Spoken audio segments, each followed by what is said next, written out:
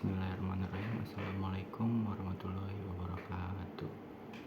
Perkenalkan, nama saya Fikri Aksan dengan NPM 2024001011. Oke, di sini saya sekarang akan membahas salah satu materi dari MK Teknologi Informasi, yaitu tentang hardware.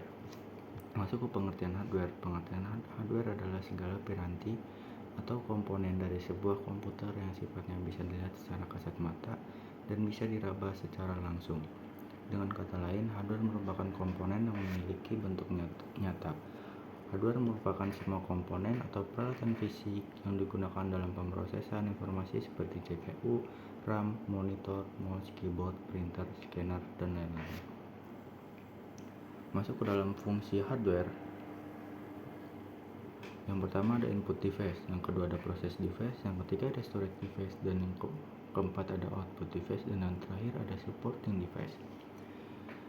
Dari berbagai macam tersebut mempunyai fungsi masing-masing. Yang pertama, input device berfungsi untuk memasukkan data atau perintah ke dalam komputer, contohnya keyboard, mouse, scanner, mikrofon, dan webcam.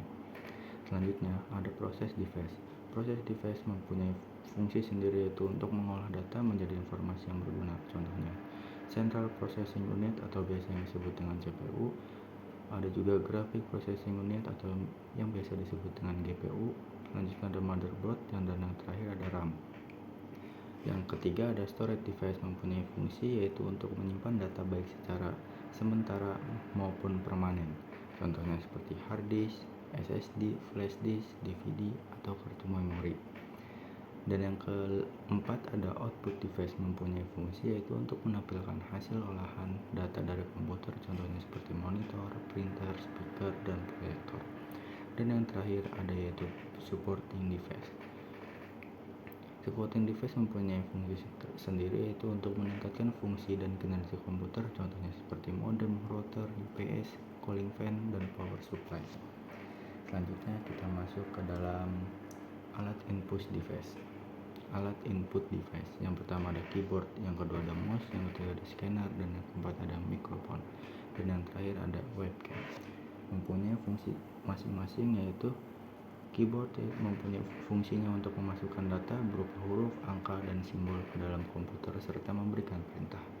Dan mouse mempunyai fungsi sebagai alat penunjuk pointer untuk menggeser akan kursor, memilih, membuka, atau memindahkan objek layar komputer. Selanjutnya ada scanner. Scanner mempunyai fungsi untuk memindai dokumen atau gambar fisik menjadi file digital yang dapat disimpan, diedit di komputer. Dan yang keempat ada mikrofon. Mikrofon yaitu fungsinya untuk merekam atau menginput suara ke komputer seperti saat merekam audio, melakukan pengalihan video, atau memberi perintah suara. Dan yang terakhir ada webcam. Ini yang paling banyak sekarang sedang dipakai oleh streamer yang ada di YouTube, yaitu untuk mengambil gambar atau video secara langsung. Biasanya digunakan saat video call, meeting, online, atau streaming. Selanjutnya alat untuk output device. Yang pertama itu ada monitor, yang kedua ada printer, yang ketiga ada speaker, dan yang keempat ada proyektor. Monitor mempunyai fungsi yaitu untuk menampilkan hasil proses dari komputer dalam bentuk visual seperti teks, gambar, dan video. Monitor berfungsi seperti layar utama yang digunakan untuk melihat aktivasi komputer. Dan printer mempunyai fungsi untuk mencetak dokumen atau gambar dari komputer ke media kertas atau bahan lain seperti label ataupun foto. Dan untuk speaker mempunyai fungsi untuk mengeluarkan suara dari komputer ataupun laptop seperti musik, video, notifikasi, atau suara sistem. Speaker mengubah sinyal listrik menjadi gelombang suara yang bisa didengar.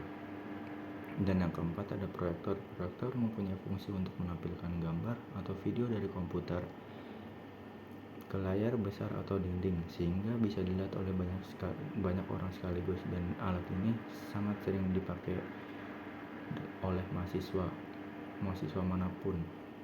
Selanjutnya biasa digunakan untuk presentasi, nonton film, atau kegiatan belajar mengajar. Dan yang ketiga ada untuk fungsi alat proses device. Yang pertama ada CPU, yang kedua ada GPU, yang ketiga ada motherboard, Yang keempat ada RAM.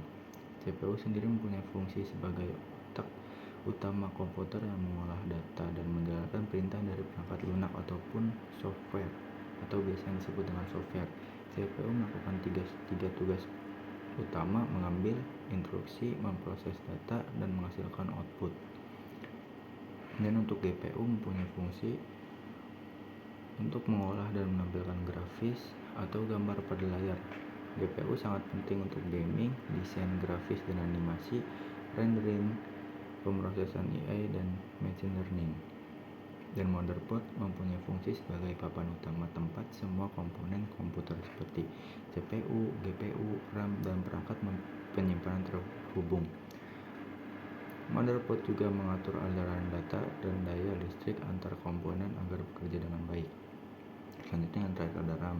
RAM berfungsi sebagai memori sementara untuk menyimpan data dan instruksi yang sedang dipakai oleh CPU. Semakin besar kapasitas RAM, semakin cepat komputer memproses banyak tugas sekaligus. Selanjutnya, alat storage device atau alat penyimpanan. Yang pertama itu ada hard disk, yang kedua ada SSD, yang ketiga ada flash disk, yang keempat ada kartu memori, dan yang terakhir ada DVD. Hard disk sendiri mempunyai fungsi untuk menyimpan data secara permanen di komputer ataupun laptop seperti sistem operasi, aplikasi, dokumen, foto, video, dan file lainnya. Dan untuk SSD sendiri mempunyai fungsi sebagai penyimpanan data berkecepatan tinggi, menggantikan atau melengkapi HDD atau biasa disebut hard disk. HDD itu biasa disebut dengan hard disk, sama saja. Yang ketiga itu ada flash disk. Flash disk untuk menyimpan memindahkan data dari satu perangkat ke perangkat lain dengan mudah melalui port USB. Dan yang keempat ada kartu memori. Kartu memori mempunyai fungsi untuk menyimpan data pada perangkat portable seperti kamera, smartphone, atau drone. Dan yang terakhir ada DVD. Untuk fungsinya untuk menyimpan data dalam bentuk optik seperti film, musik, software, atau file cadangan. Selanjutnya masuk kesimpulan. Untuk kesimpulannya sendiri, hardware merupakan komponen fisik utama, komponen yang berperan penting dalam menjalankan semua aktivitas pengolahan data. Setiap perangkat keras, mulai dari input, proses, penyimpanan, hingga output, bekerja secara terhubung dan saling mendukung agar komputer dapat berfungsi dengan baik. Tanpa hardware, software tidak akan berjalan dan sistem komputer tidak akan bisa digunakan. Oleh karena itu, pemahaman tentang fungsi masing-masing hardware sangatlah amat penting agar kita dapat mengoptimalkan kinerja komputer, menjaga keawatannya, dan memanfaatkan teknologi secara efektif serta efisien. Ya, mungkin cukup sekian yang dapat saya sampaikan. Kurang lebihnya saya mohon maaf. Wabillahi taufiq wal hidayah. Wassalamualaikum warahmatullahi wabarakatuh.